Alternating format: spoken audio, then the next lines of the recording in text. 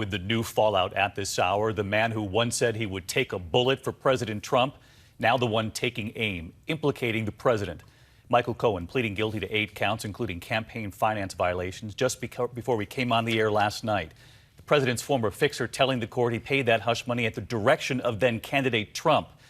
Well, tonight he's now signaling he's ready to talk to the special counsel about that and more. At the White House today, President Trump defiant, how he's now responding.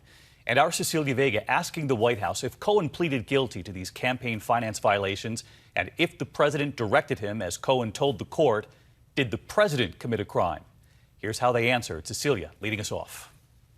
The White House today embattled and under fire. The president's former lawyer and fixer, the man who once said he would take a bullet for Donald Trump, now directly implicating the president in a crime.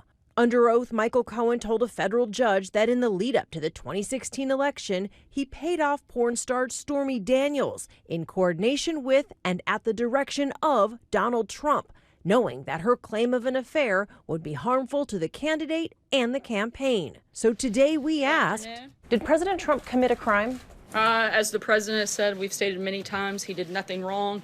There are no charges against him, and we've commented on this extensively. There have been extensive comments, many of them conflicting and downright false.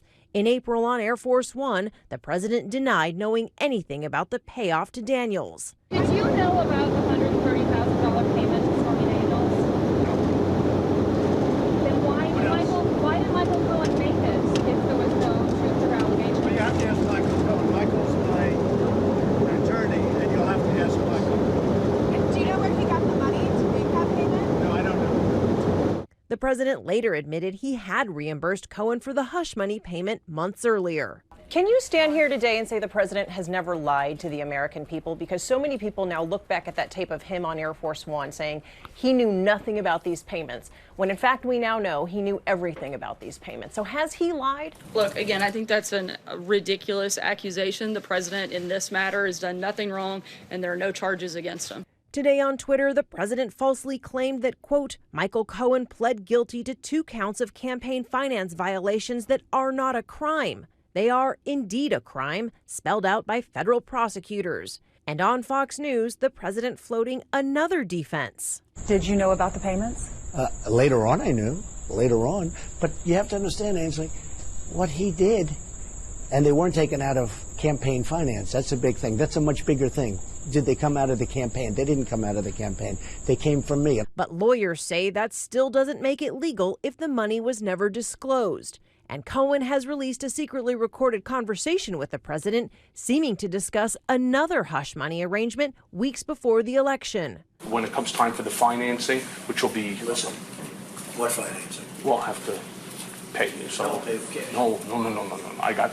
No. The president now blasting his one-time right-hand man, but publicly he has nothing but love for his former campaign chairman, Paul Manafort, convicted of defrauding the federal government and now facing life behind bars. He would like to thank Judge Ellis for granting him a fair trial, thank the jury for their very long and hard-fought deliberations.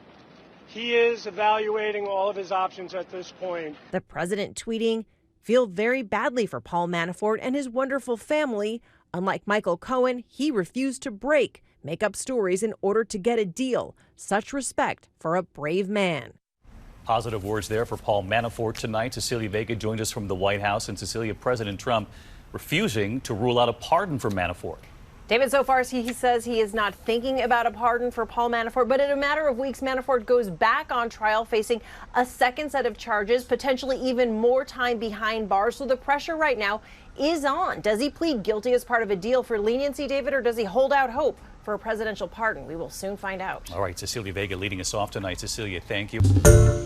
Hi, everyone. George Stephanopoulos here. Thanks for checking out the ABC News YouTube channel. If you'd like to get more videos, show highlights, and watch live event coverage, click on the right over here to subscribe to our channel. And don't forget to download the ABC News app for breaking news alerts. Thanks for watching.